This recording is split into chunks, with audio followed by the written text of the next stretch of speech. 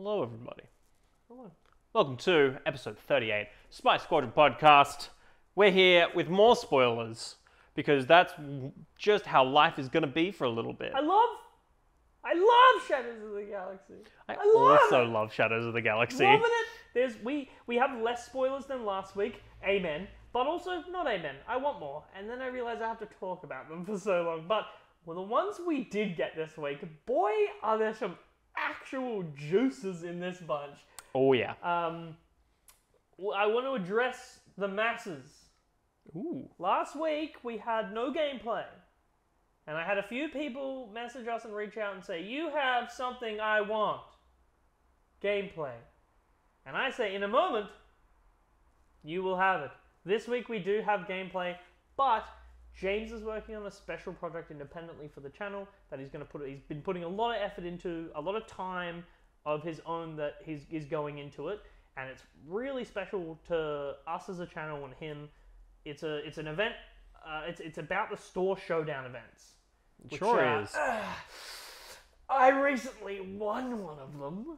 I've got my 4 cheeky maces. It was genuinely really stressful. Yeah. I remember I sat down and was like, just got to make it to top 8. Got through Swiss and got into top 8, and I was like, just got to make it through one more game.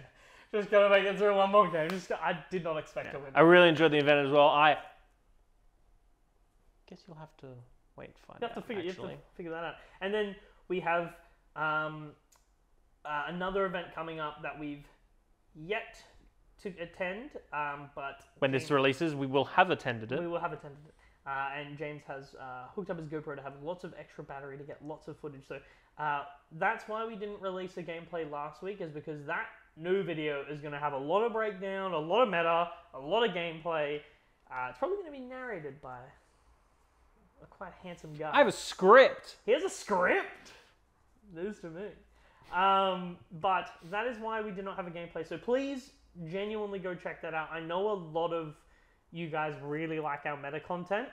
I mean, the numbers spoke for itself the other week. So if you're in it for the meta and you want to see our proper takes on it, that video is 100% for you. Yeah, so if you're looking out for that video, probably early June, just after the season is finished up. It's going to be a pretty big breakdown of everything. So, yeah, I might make an appearance if I'm allowed. We'll consider it.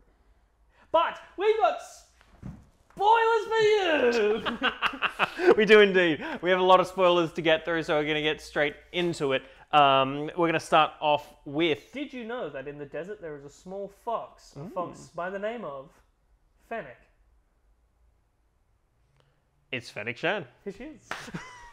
There's a fox. She is a 7-cost neutral cunning that's nice. unit. She is a 4/6 with Underworld. Interestingly, no bounty hunter tag. I guess I think this is at the point where one of the other cards we're going to talk about, I believe, also doesn't have the bounty hunter tag and just has Underworld. But I believe this is at the point where Boba is the daimyo now, so she is kind of just like, I am like your right hand lady. Yeah, I'm not a bounty hunter anymore. She's not a bounty. She's like an underworld enforcer. Yeah. So I get it makes sense. Absolutely. It's a bit rough, but also. She has ambush. We love ambush. Love ambush. And she has an ability on attack. I'll read it so I don't get it wrong.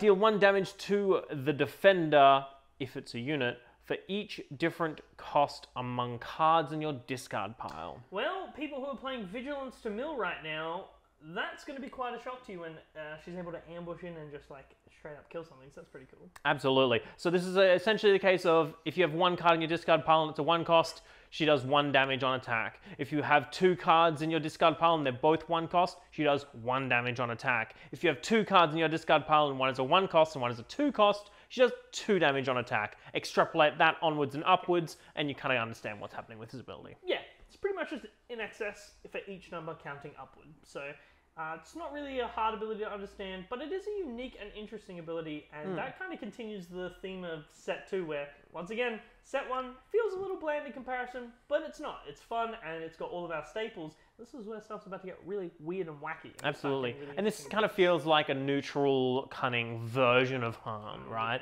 And one of the things like Han is a 6/6 that ambushes in that does his damage first. He's essentially doing 6 damage, but he's a 0. Like it'd be the same thing as if he did 6 damage, but then he had 0. The ceiling on this is technically higher. It's just harder to get to. Yeah, absolutely. And this is one of those things where you can deal more damage as a total, but there's usually less damage until you're taking damage back. This also goes to the people who are being like, power creep, power creep. Han is better than Fennec, and that doesn't mean that this set's going to be it's power crept out because she's bad. She's actually really good, and the difference between the two is the heroic aspect. Fennec doesn't have it. She's more versatile, can be running more decks. Villain decks can have access to her. Mono yellow decks can have access to her. Hero decks can have access to her and Han. That is where that comes in. Once again, it's building out, not up. We're exploring dynamics. I personally give Fennec a 3.5 out of 5. I think she's applicable. I think there's a lot of decks that are going to want her in it. Boba Ramp deck, for instance, utilizes a lot of pieces. I don't think they would mind having a card that punches as hard as this. So I think she's pretty good. I thought it would take longer for us to get here. I thought there were more cards before this. Oh my god, we're like here? Yeah, we're here. Already? It's him. Good thing we've got. It's early in the episodes. We've got plenty of time to talk about it. We didn't. Yes, and there's a lot to talk about because this is our first aggression leader of the set, and it is Busk. He is here. He is here. All right. He was here in set 1, and his card was nuts. So obviously they make his leader terrible, right? No. His leader side is action, tap him, deal 1 damage to a unit with a bounty. You may give it +1/+0 for this phase. So there's a downside for my opponent. I can ping shields off and deal damage to them. And for some reason, there's an upside to me. If I want to play bounty units, I buff their power and deal more damage. Yep. So this is a really interesting thing where you can ping a damage onto one of your opponent's things just to deal some ping damage, which is always good. Yep. Or you can ping your own units and give them a little damage boost for the turn. The buff is not mandatory. You can just simply ping your opponent's unit and not buff it. Yep. Pretty good. Very versatile, very interesting. Well, surely a leader with this powerful ability flips, what, like turn 6, turn 7? He flips turn 5. Yep, okay. Yeah, turn 4, 5 resources. So he's like a 2/7? Yeah, 4/6? Okay, but his ability then, it can't be that good. No, absolutely not. It's only just, all the bounties that they've added. Yeah, there's like heaps of them now. Yeah, we're about to talk about like 5 or 6 some crazy ones, right? And they're also, their effects, honestly, are wild. Can you imagine if you could get them more than once? When you collect a bounty, you may collect the bounty again. Oh, so I get to do Use this ability once per round. Oh, so I get to do it twice. How many resources do I have to pay? Oh, it's free? Yeah. Oh, okay. So Bosky's here. That's really good. Oh, this is a rare leader, right? Is he not a rare? He's a common leader. Yeah, baby. Yeah, baby. Bosky's a red common leader. That's one of these ones. I think we're not going to be able to talk about how good this card is until we start to see some of the bounties that we're about to see in a little bit. This card is nuts. He can do so much. And the support he got as well this week. Nuts. I think like at least 7 cards released in this, I think like 13 or 14 cards are all Bosk, baby. So Bosk fans, welcome. And most importantly, be on the lookout for what will undoubtedly be a gorgeous and sought-after showcase. Yeah, absolutely. It's going to look absolutely sick, and it's going to be absolutely fantastic. Imagine if it's just got a blue border of like the promo. What is with villains flipping at 5 and just being cooked? On overstated? I mean, it's a little bit less stats than one less health than Boba, but who cares? Boba was already broken, bro. If Boba flipped as a 4/4 on that turn, I'd be like, all right, that's balanced. This man, this lizard. There's so much stuff that you can do with him, and we're going to be talking about bounties as we go down. We're going to talk about each of the bounties, and every single time we're going to go, oh, what if you just did it Twice! He's a 5 out of 5. He's a 5 out of He's 5 a in 5 Spice out Up. of 5. He He's is. an He's just a absolute- 5 out of 5. If you didn't give him a 5 out of 5, I would have rioted. I'd riot. This guy's nuts. I can't believe they were like, Bo-Katan, she pings, and the Mandalorian taps up there. Bosk. He double value. And just add a bonus, he pings. And, Just in case. And also, he's huge. Try beating this guy up. Oh, what? You want to run into him? Very good. How many bounties do you have a time? I think one of the biggest things about Bosk, actually, to me, and especially about his leader side that makes him so good to me, is the fact that he can stall his own turn. Yeah. It's one of those things where, like, you see a lot, like Power of the Dark Side being a big thing or stuff like that, forcing your opponent to have to pass to try and get there, or like it reveals you so much information as well. Yeah. So being like, okay, cool, to start off my turn. Especially in a removal heavy meta. Yeah, to start off my turn, I'm going to play a bounty on one of your guys, and you go, oh, okay, I'll swing with this, and I go, okay, I'll tap to ping it for 1. And you're like, I'm trying to save my resources, I'm out of guys to swing with. I either pass here and I go, awesome, I know that you have something to deal with boss coming down, or you go, all right, I'll play this, and I go, awesome, I'll play this, and you go, okay, I'll do this, I'm out of resources, and I go, awesome. Now, Bosk, swing, do this. We can talk about a few things that notably I very much like with this leader. I think this leader is going to be the Boba Fett of the set, because I think his ability is versatile. I think he's really strong. I don't think he's going to be OP, but I think he's pretty good. Firstly, reliable bounty hunter. I personally think that green-red Bosk is going to be the way to go, guys. And we'll see why in a minute. But reliable bounty hunter, we talked about it last week. You specifically called this. You were like, I think this card's going to be really good if bounties are going to be pushed in this set. They are. Having a 2-cost 3/4 is actually nuts. Especially because we've already seen 2 really applicable bounties at a whopping cost of this much. Zilch. 0 and nada. Yep. So, and the other ones are fairly low cost themselves. So. And one more card I want to mention is I can't remember what it's called, but is that 3-cost yellow? I think it's Collect the Bounty. It's the 3-cost yellow event that says you may capture a unit, and if the unit that it captured with a cost equal to or less than the unit that you are using as the guarded unit, you capture it, and then you may put a shield on it if it's a bounty hunter. Bosk is a bounty hunter. So you can pay 3 if you're running the yellow version to capture a unit that costs 5 or less, double the bounty that you've got on it, and put a shield on Bosk for 3 resources.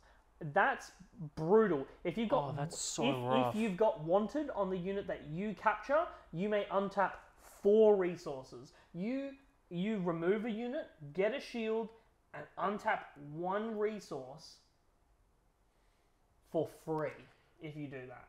For one card in your hand, if you're running yellow-red Bosk, that's brutal. Right? Yeah. And it does not matter what lane that card is in, it can be in either arena. Wow, that is a huge A-wing. Yoink. That's wild. Yeah, it's pretty good, isn't it? It's very good. Yeah. So, I think that being able to give your 4/6 leader a shield and double collecting Bosk is so good. Yeah, he's a 5 out of 5 for sure. Well, you know what? Let's move on to a slightly less good card. And then we can go into more Bosk support. Yeah, Bosk. This is one of those weird goat people that got introduced into Rebels.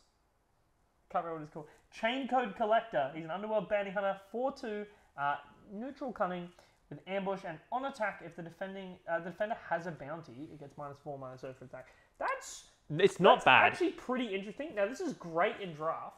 And once again, we were just talking about it. If you're running yellow-red Bosk, this actually is not at all bad to run in the deck. Yeah, because you pay for ambush it in, it doesn't die even with its 2 health because you're ambushing it in to kill And then if someone wants to kill it, they usually have to trade into it. Yeah. And in the interim, just give that card a bounty. So if they're trading into it, you're collecting, you're profiting, you're getting, like, they're 2-for-1ing you, and you're getting value off of it. You're getting double the value because Bosk is there. And he's like, this is just, now that's good business. Yeah, absolutely. This I actually quite like this card, and I think this card is something that adds a lot to this kind of game I think we're going to be playing in set 2 of these, like, I have a couple cards with bounty that are really good for my deck, and then the person going, I'm running a bounty hunter deck.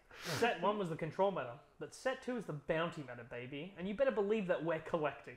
Oh, it's going to be so interesting to see how people come through with decks with this and how they come through with entire playstyles around this. Yeah. I'm really excited. And how the decks end up shaping up and whether it's like that risk of like, because like it gets pretty crazy when you put the, you put the wanted onto something, one of the things with draw a card, and you kill it with Bosk and you go, now I'm going to untap 4 and draw 1, or am I going to draw 2 and untap 2? Like, I can choose which one, like, Boss can only do 1, but he'll choose which one he does. It doesn't, like, and that's the thing, right? Like, it doesn't matter, because either way, those bounties are designed to be like, oh, this is a tough drawback for me, but it's a positive. And Boss just goes, it is such a negative. Yeah. What you have done to yourself is a bad time. And every single one of the benefits we've talked about Boss so far is just when, if he gets 1 bounty, if he comes down and gets that bounty, if you can't remove him the next turn, he can get another one. He's just a beater. Like, he's just so scary. Even if you can remove him, I think one of the big things is there's a lot of immediate value. Now, again, I know we're hyping Boss up a bunch. He's great. Don't, like, we love him here. He is not OP. He is actually very balanced. It's just, with the current reveals... We're just excited. Yeah, we're just excited. Quickly with this card, I'm going to give it... I did go back to talking about Bosk. I'm so sorry. It's too easy. We're going to be doing that the whole episode, so you guys better buckle up. I give this card a 2.5 out of 5. I think it could go up. I don't know, but I do want to compliment the art. I do love the use of color in this one. Just being like, this is I see this art. I know it's a yellow card, and I really like it. It's one of the things we talked about. Yeah. It's creatively used. Next up, is that? Oh no, it's not the boss support. It is not the boss support. Is it after this? After this, yeah. Is it? Yep. Yes. This is not boss support. This is Luke support. It is indeed. And this is our first look. We've seen obviously that it's going to be coming in this set. But it's our first look into the sequel support that is coming through, and it's looking like it's blue. Is that a second resistance card? It's our second resistance card. Blue-red resistance for the win, baby. This is Rose. It's Rose Tico from the movie. She is a 4-cost vigilance hero. She is a 2/6 with resistance. Now, that's a keyword in the game. She is shielded. That's pretty great. Which works very well with her other ability, which is, I'm going to read it to make sure I get it right once again. It's a on attack, you may defeat a shield token on a friendly unit.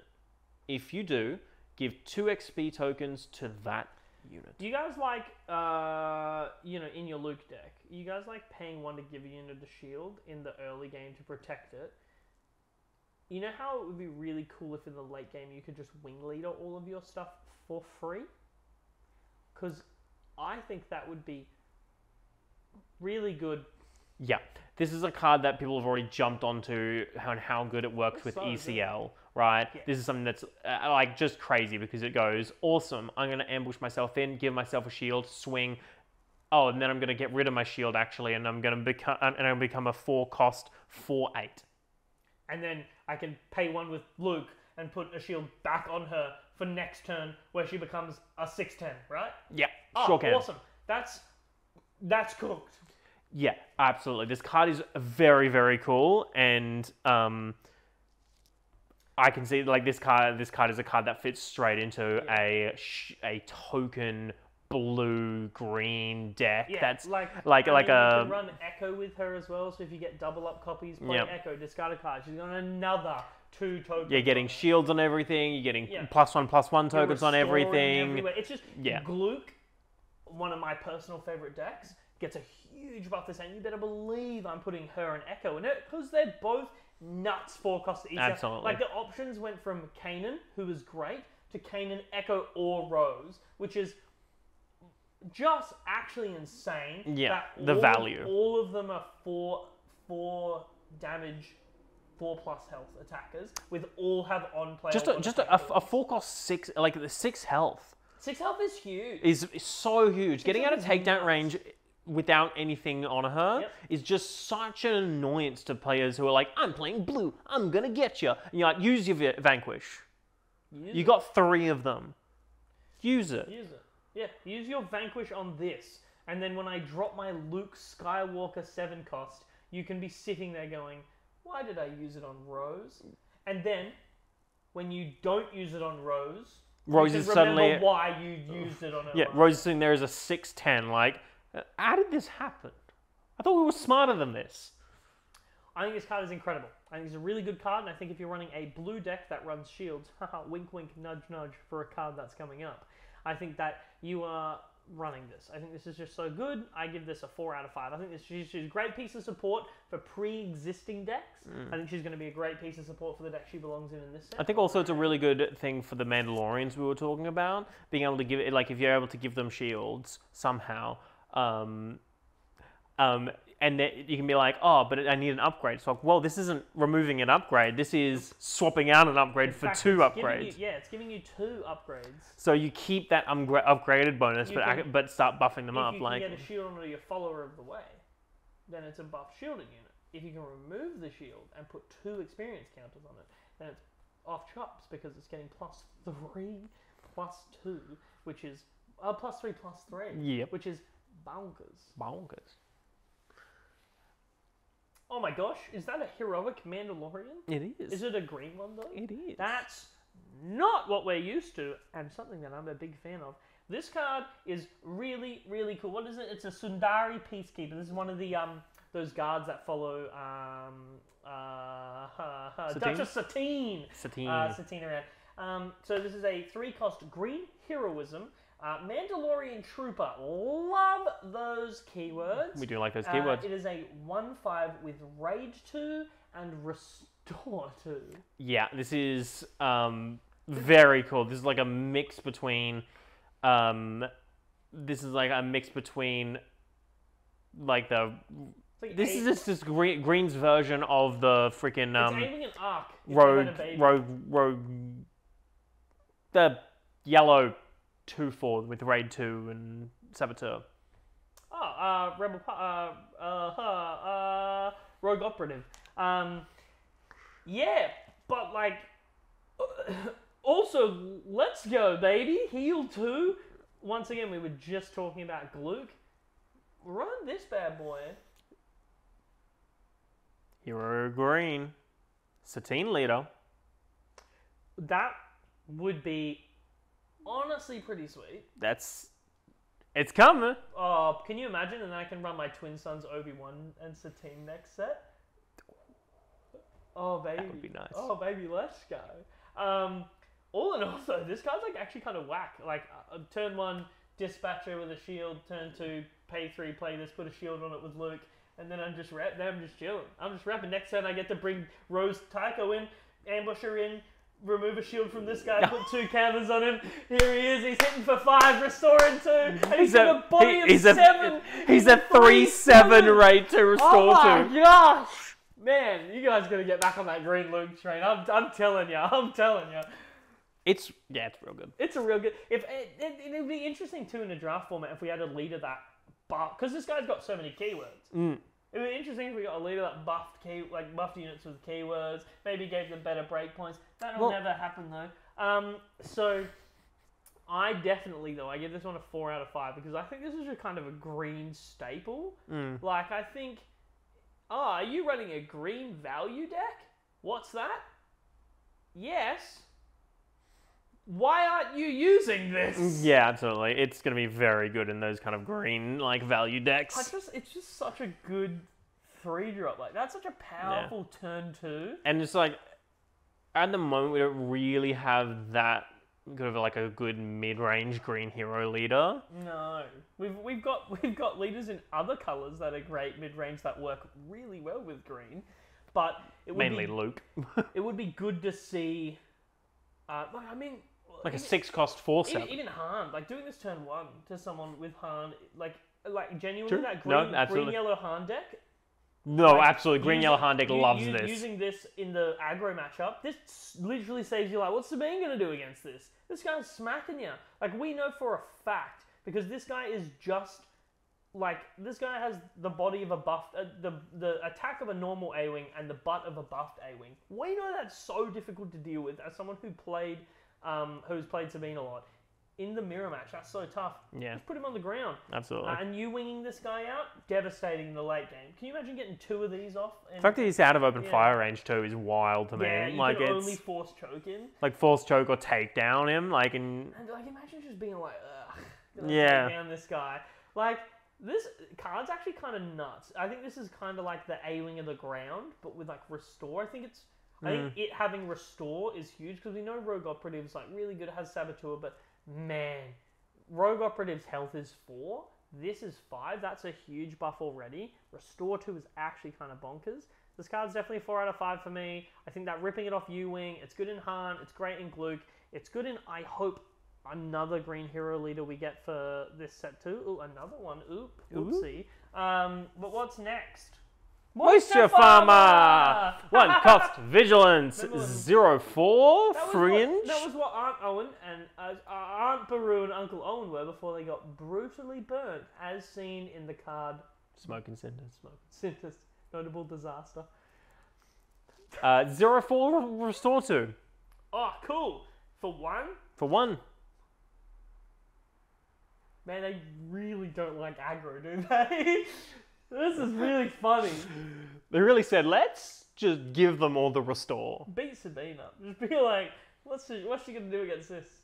I feel like Imagine restore has become so easy. I don't know what you're talking about. I say leaning back with my green blue Luke restore deck. I mean, we've got Yoda, we've got Ark, we've got this, we've got the Sundari Peacekeepers, we got Big Luke, we got Devotion. You know, we've got Echo. Put Devotion on this. Home 1. Has a 1/5 restore 4.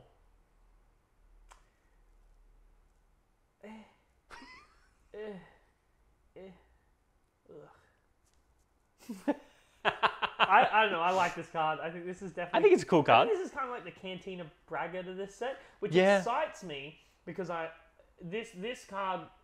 I hope in the sets 1 to 5 we just get sets 1 to 4 we just get like a 1 cost in one of the colors and it's a 0/4 with an ability. I think it'll be really fun. I think because we got Cantina Braga, we got Moisture Farmer. Yeah, this card goes great in my IG deck. I got Cantina Bounties to raid too, and Lord knows I need the restore. Fair enough. Funny card, 2.5 out of 5. Okay, remember Boss? Immediately, it's a bounty. Do you remember? Have you heard of the lizard bounty hunter? This is a 1 cost upgrade. This is top target. This is a vigilance. Our first vigilance bounty, and it says. Why does it cost 1? It costs 1. Yeah, it costs 1. Why does it cost 1? Attached unit gains bounty. Heal 4 from a unit or base. It's really good. If the unit is unique, heal 6 instead. So,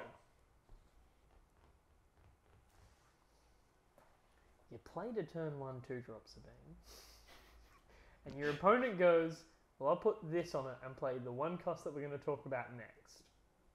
And then I'll tap Boss, can deal 1 damage to it. It's already got 2 on it from the card that we talked about.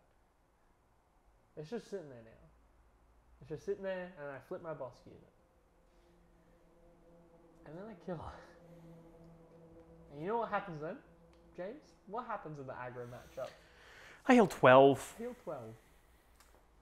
That's more than 2 vigilances. That's more than 2 vigilances. I have to wait for you to deal that much damage to me. That's the amount of damage that I'll be like, maybe I should just wait for you to do that much damage before I heal it all. That is nearly half your health if you're running a 30 health base, or half of your health if you are Let's be real. As a blue staple, this is amazing. Yep. Put it on something, heal 4, heal 6 if you're able to put it on a unique unit. Once again, green blue Luke. Absolutely. Right, like you just put it on units. Like, okay, we know that deck runs so many Sentinels. Nice card that you want to attack with. I've got a big Sentinel here. Well, I'm going to benefit. You want to kill my Obi-Wan Kenobi? I'm going to get 2 experience counters, draw a card, and gain 6 life back. Do you really want to do that? Because I'm happy with that trade at that point. Like, that's nuts. It's crazy. Like, it's one of those things where it's just like it's quite a lot of health. The bounties are really good. Yeah, the bounties are so good, and we'll get into more of them as we go along. But this is fantastic. Probably and only one more though, right? man, like this card makes Blue Bosk a possibility, and as we're gonna find out, every other bounty makes every other. Not Bosk. another blue-red control value deck, please, please. And with a leader that is arguably better than Iden. With a leader that's better than Iden. Comes out a turn earlier, can ping the shield off of Iden, gets more value from it when it comes out, and right now, by the looks of it, can just heal more if you pay one. I don't Or if you're running Green Bosk and you're ramping a lot for some reason, pay 3 for it, heal 12. Yeah, I don't know what to tell you. Also, based on the current rules as standing, this may get FAQ'd, but I'm fairly certain that even if Bosk dies, if he sees the dying unit, you still resolve the effects. So if you trade into Bosk and he dies, he still sees that unit also died with a bounty on it, and would double claim the bounty. Would it be something that has to be confirmed with the FAQ? But I can't see why that wouldn't be. And the reason I'm led to believe this is because when you super laser blast the field with an Iden on board, you heal with everything. Yeah. Or when you swing and sling with Iden, so she dies. Naturally, if that's the case, both units hit each other, they're defeated. You just like Iden, you would get the heal from that. Just like Krennic, just like Callus, you would get the draw for that. Just like Bosk. You get the double bounty, baby. Double bounty, baby. But this card is bonkers. All of the bounties we have seen so far are incredibly good. They are just generally really great in decks. Once again, this is so awesome in The Mandalorian. Yo, gonna pay 1, put that on there, tap that bad boy down, kill it, heal a bunch. Like, yep. This is so sweet. This is nuts. This is a very good card. Imagine going, put this on there. Mandalorian's rifle, capture this, heal 6, Razor Crest, get this back. Put that back on there. Kill it with the Mando. Razor Crest can get it back. Yeah, kill it with the Mando. Heal 6. Firstly, this is the way. Get it from it. Oh, there's just so much value. It's so good. And you're just tapping stuff down. You're healing left and right. You're getting all the value. You're living out your bounty hunter dream. Honestly. This set is so exciting. I give this card a 4 out of 5. Bonkers. Certified Hood Classic. What's next? Is that the toilet paper man? That's Dengar. Dengar! On theme with the bounty hunters, we got our boy Dengar. And you know what would be absolutely wacky-tastic? Is if the Bosk deck was not only a bounty deck, but a deck that facilitated running bounty hunters. But that would never happen, right? Unless Dengar has an ability that synergizes with Bosk. What's he do, James? 1 cost, aggression, villain, 2/2, underworld, he's got bounty the hunter. stats.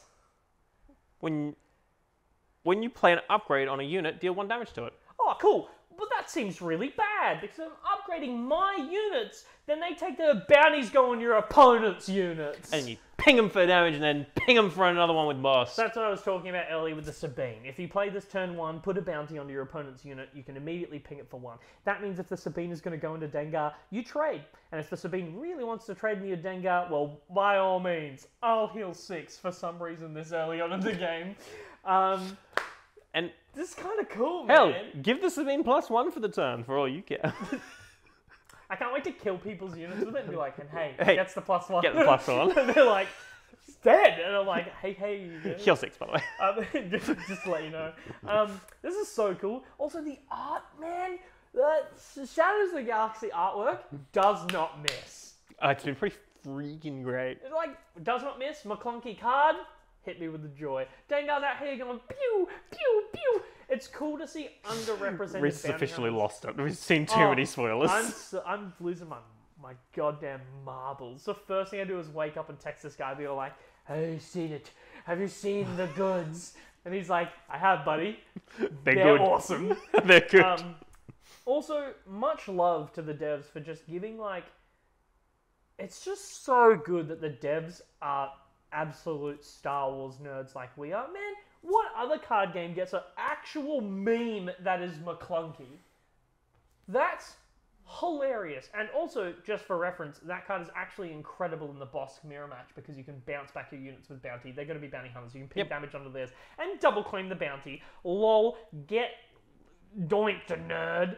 But I think that card is really good. What other game do we get a meme card like McClunky? And what other game do we get? Like, I know a lot of you are like, who's Dengar?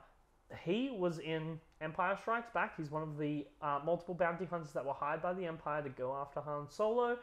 He didn't get a lot of love in the movie, but he got a lot of love in the comics and in the Legends. And frankly, he's really cool. And just being able to get, and in a lot of more recent stories as well involving Boba Fett and such, but getting underappreciated characters like this, where most people see this go, cool, it's that guy from Empire Strikes Back. And I think that's really cool that he's getting a card. And other people go, I love Star Wars, and it's so sick that I get to see Dengar in the game with a cool effect. You know, he could be one of your favorite characters, and just being able to get him is so cool. I also think he's really relevant. I think he's going to be showing up a lot, so 3.5 out of 5. Speaking of extremely relevant and extremely good, here's his ship. Yeah, so his ship worked. His ship worked. His ship good. His ship like Falcon, but good. Punishing 1. It is a 3-cost aggression villainy, and it is aggressive. It is a 3/4 for 3, which is the Millennium Falcon stats. Yeah, that's really good. With the ability, when an upgraded enemy unit is defeated, I wonder when you'll do that. Wait a minute, like a bounty? Like a bounty. Bosk? You may ready this unit. Oh, okay. But like, so wait, hold on. So what you're telling me is, okay, so picture this. Yep, picture it. Bosk is flipped. I pay 3. I put this down. I swing with Bosk. Yep. And I untap it? Yeah. So it's just Falcon. Yeah. So it's legendary. See, baby. It's uncommon.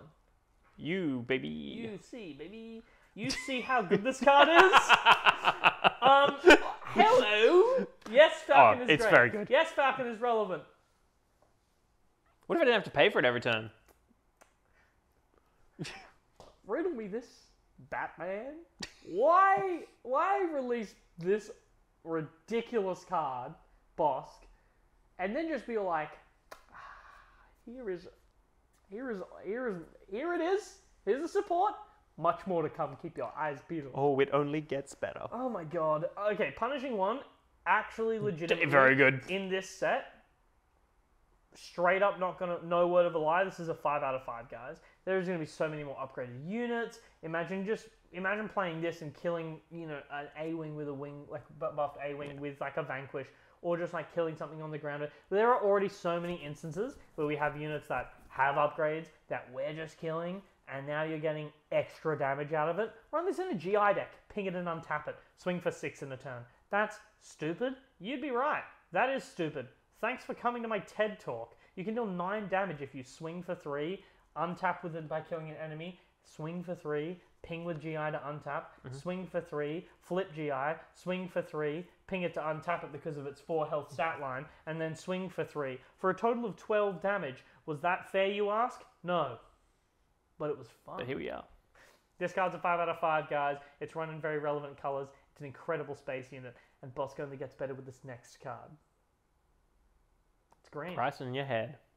It's green. It's in the thumbnail. I'm putting it in the thumbnail. It's 2-cost. That makes it fair, right? Yeah. Really? Neutral command. Bounty. This card's busted. Well, upgrade. I'm gonna call this bounty. Like I'm gonna be like. Their bounty. Well, their type is bounty. They have the type. They have the type bounty in condition. Fingers crossed, we get a card that searches for bounties. Could you imagine? We already have a card that searches for 2 upgrades. Hold on. We've seen the artwork for Grief Karga, notable man who doles out bounties. Could perhaps we get... Could he perhaps search for bounties? Attached unit gains bounty. Put the top card of your deck into play as a resource. That's fantastic. This is a 2-cost. You wipe it out. You put another resource down. Don't talk about Bosk! Wait a minute. But resupply costs 3. And I use a card in my hand. But this costs 2 and I use a card in my hand. Yeah, but you have to kill someone. But I want to do that anyway. So you're incentivizing me? Yeah. And you're making resupply cheaper. Yeah. And I got Bosk outside. So what you're telling me... Hear me out. I don't want to. Hear me out. I don't want to hear you Hear me out. Okay. Turn 2. Uh-huh. Resupply. Uh-huh. Easy. Okay. No That's worries. fair. And Yeah. then, but I'm red, so Bosk flips next. Yeah, turn. yeah. So Yeah, that seems fair. turn 4. Yeah, yeah. We're not Sorry, gonna turn 3. We're not going to do anything crazy, are we? Yeah, no, no. Yeah, cool. I'll just put Oh, that's the price ahead on one of your units. Oh. But, No, don't worry about it. It's fine. okay. Yeah. I'll put another one on there, by the way. Well, this is getting concerning. I think that maybe... No, it's all good. I'll just ping it for 1. Oh, well, if that's all you're going to do, that's Yeah. fine. All right, well, I think that's not so bad. Yeah, I'll flip Bosk. Promise me you would flip that. I'll just swing Bosk into it, kill it. Okay, well, you're ramping too. It's not 3. so bad. 3? Yeah. So you're at 8. Yeah. So you're at 9 next turn? Yeah, I'm just playing Relentless. On turn 4. Don't worry about it. But I can deploy Sabine. Yeah. Yeah, you can. You still can't kill Bosk, though. What? Actually, Sabine's who I killed with Bosk. Imagine You deployed Sabine, and I put a bounty on her, and I pinged her for 1, and I flipped Bosk, and I killed her. Picture this. A world where you, dear viewer, are playing your Ramp Vader deck. Yes, your Ramp Vader deck. And a lizard comes along. And does it do it better than you? Yes. And then when you finally get to flipping your Vader, after long, hard-earned effort, your opponent licks his blizzard reptilian lips, looks you dead in your face, and goes, "Pay turn Devastator on turn 5." And you go, "No!" I just want to take 2 seconds. This card is amazing. We know it's amazing. It's going to be That is a fantastic. I want to 5 take out a of second to 5. point out that how smart it is for them to put it onto upgrades and how easily this can be balanced out for stronger effects by just putting +2/+2 on it. Yeah, this is a really good card. It's really interesting. It's great. It's probably the best it's going to be in Bosk, but it's so good in other decks. Run this in Boba. Any ramp deck loves this. Like, man, put this literally in Vader ramp. Put it on a unit, and then just ping it with your leader or swing with your leader, ping it, kill it. Man, it's actually off chops. This card's not so wacko good. I love it. 5 out of 5. We now have we were talking about. It is Buddy Rook. We were talking about Hunter and how he would be a hero version of the ramp deck. Well, here it is. He's your second part, your resupply pricing head. I've seen. Okay, one thing I do want to address with Hunter is I saw a really long Reddit post about someone being like, the bad match are terrible. Hunter doesn't work. May I remind you people that there is 262 cards in Shadows of the Galaxy. We do not have all of them revealed. Please do not go ahead and say that Hunter is an unplayable leader when we have maybe a fraction of the cards that are usable in Also, the deck. please remember that Hunter is a 5/8 with Overwhelm, so I just don't care. Yeah, just if you're Just play a value deck that pulls him out and smacks people with it. You'll win yeah, games. just ramp to him. It's not hard. 5 out of 5 on the Spy Summoner for that bad No, boy. you goddamn right it is. What's next? More Bosk support? No. More Mandalorian support? More Mandalorian support This right here? is the way. This is the way. The Armorer. 5-cost Vigilance Hero. That's really good stat line. What's she do? She's a 3/5 Mandalorian. Well, that's great. That's it, who, right? who, when played, can put a shield token on each up to 3 Mandalorians. You get a shield. You get a shield. You get a shield. So she's like Taj, Yeah. but with a better body. Yeah. And she can give a shield to herself. Yeah. And 2 others. Indeed. So she can trigger things like Follower of the Ways +1/+1. Yeah. And then Clan Challenges Overwhelm. Yeah. For 5? Yep. And then you can Uh-huh. swing with Rose because you played Rose the Yeah, turn and then before, you can buff and then them. you can buff You can buff them. her, Follower of the Way, Clan Challenger. Well, hold on. And if I've got Mandalorian wherever he goes, and I play the Armorer. Yep. I've got Bo-Katan, the Armorer, Got it. wherever he goes. Oh, yeah. And I go shield. Yeah. Okay. If I've got Din Djarin the Mandalorian, Yeah. and I go and wherever he goes, then Yeah. I go shield.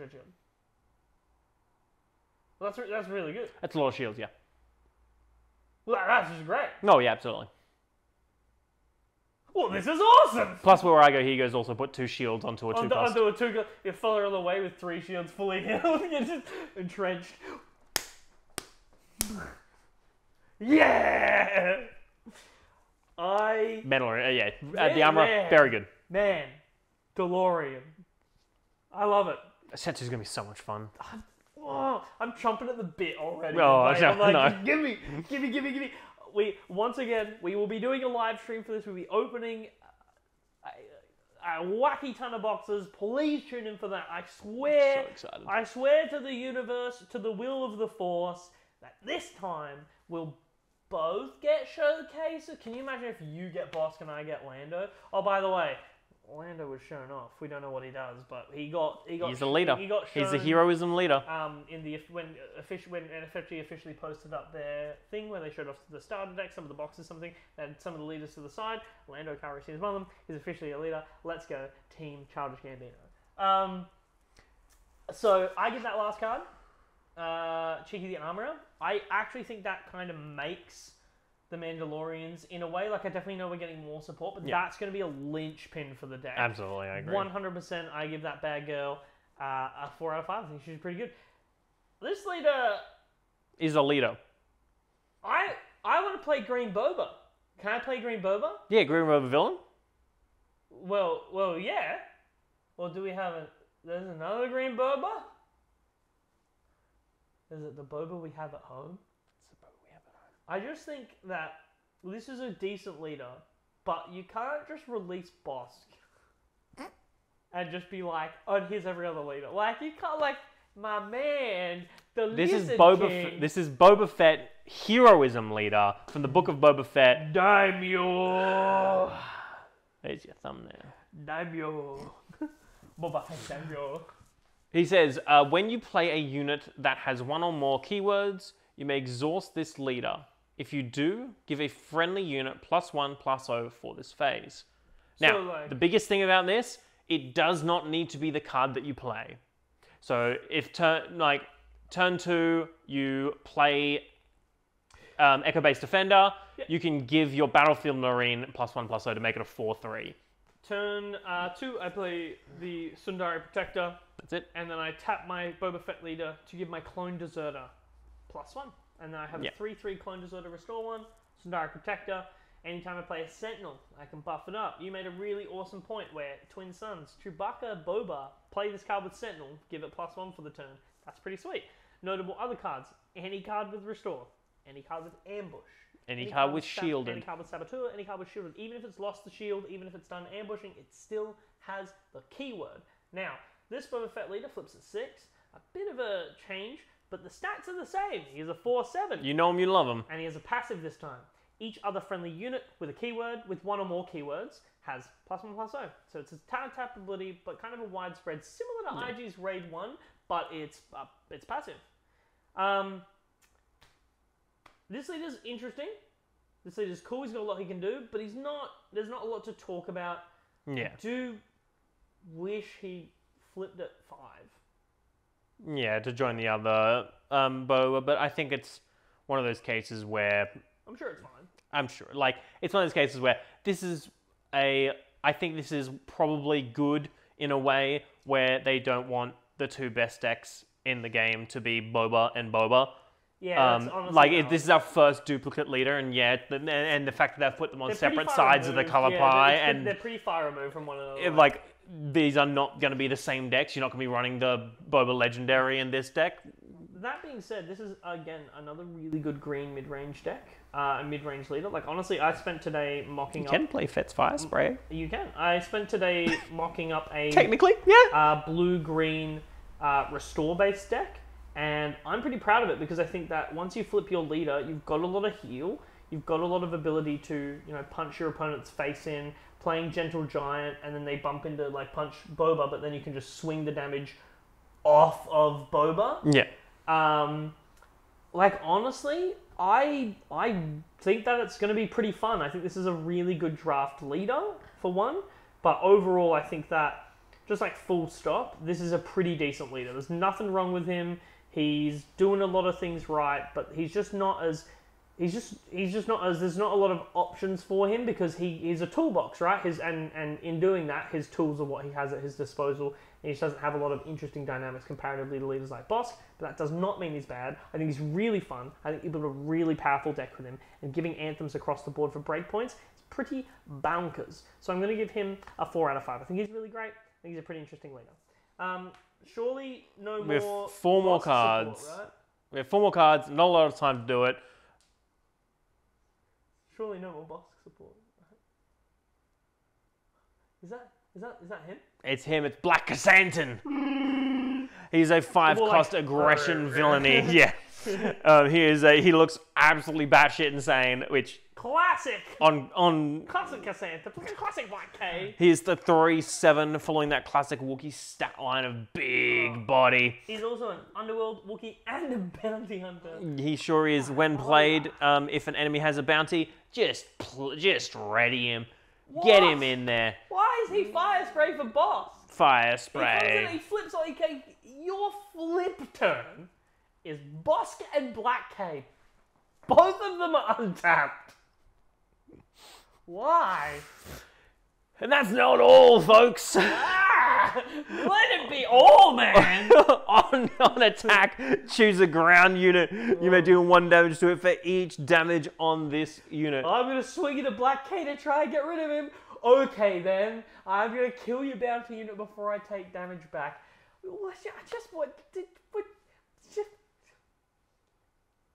Thematic? Powerful?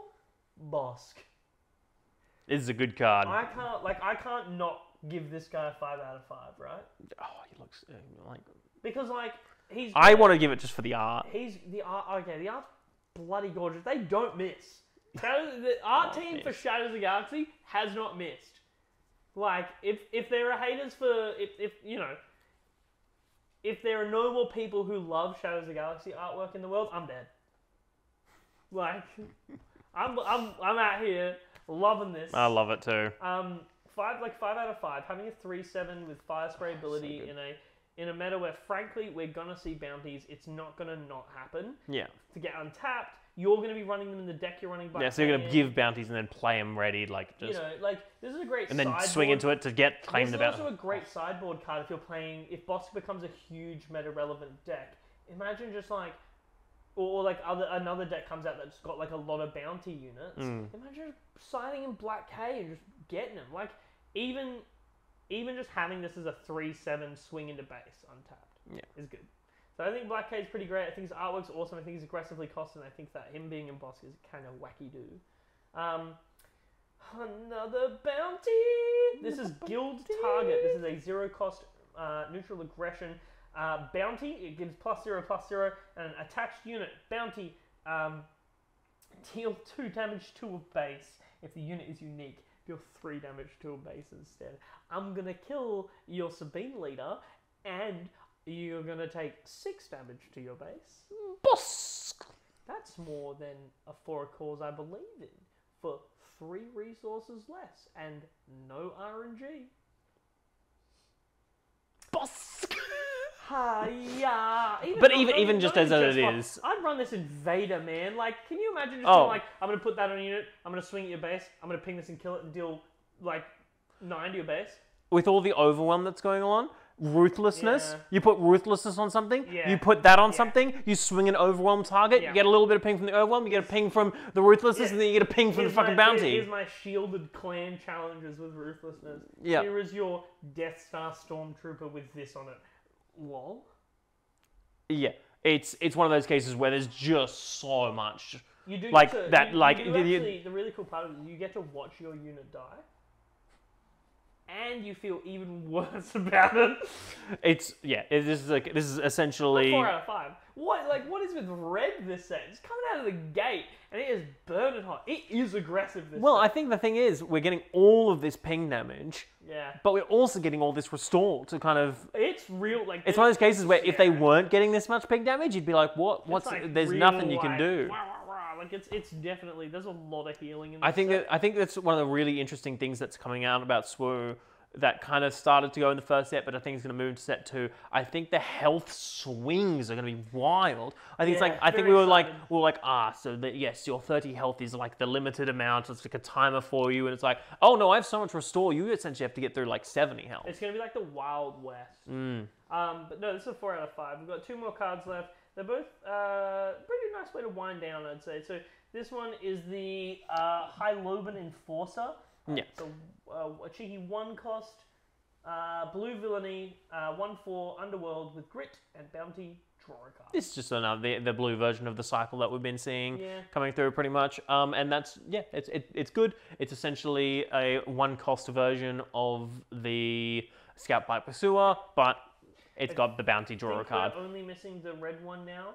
Because we've got the 2 hero ones, which is Clone Deserter and the Turncoat, Syndicate Turncoat. Now we've got the High Loban Enforcer. I would dare say that we would most likely get a 1-cost villain space red. That would say Bounty, draw a card. So all in all, these cards are pretty interesting. I think this is just this is a very interesting card because it allows that blue grit villain deck to have more pieces. You got Scout by Pursuer, you got High Loban Enforcer, you got First Light. I think this pretty interesting card. I think it definitely has its deck, but I don't know if it goes beyond that. So I think that I'd probably give this one a 2 out of 5. This next one I think is pretty applicable. It's pretty interesting. This is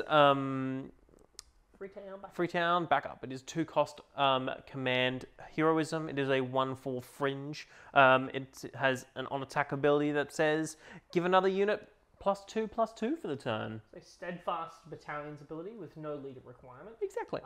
Pretty sweet for a turn 1 play. Once again, hell yeah, in Luke. Man, I literally can't get over these absurd Luke plays. Can you imagine turn 1 Dispatcher, turn 2 of these, and then you can buff the Dispatcher by +4/+4 and just have a valid tweak. It's also got Smuggle for 4, so you late game get this bad boy out. Yeah. Smuggle 4, green hero, so same aspects. I actually really dig this. I think it's a very good card. I think it's a card that's going to be really interesting. I think it's definitely going to be a staple for the green. Green hero. Run it in Boba. He becomes a 2/4 because he's got Smuggle, which is a keyword ability, and then he gives +2/+2 to other units. That's it. All in all, I think it's pretty sweet. I actually give this guy a 3 out of 5. I think he's pretty applicable. I think you're gonna see him a lot of green mid-range. I think it's great. I think they're doing wonders for this set. But yeah, that's it. That's all of the cards we've gone through this week. That's it. Except for the ones that are getting revealed tomorrow when we're filming. No. But we will go over those next week. We're going to continue bringing you every single spoiler that we can. Stay tuned. I hope you guys are enjoying your Store Showdown season. We sure are. We're having a great time. Look forward to those videos that are coming. Go check out the gameplays. There is one this week. We love you. Bye. Bye.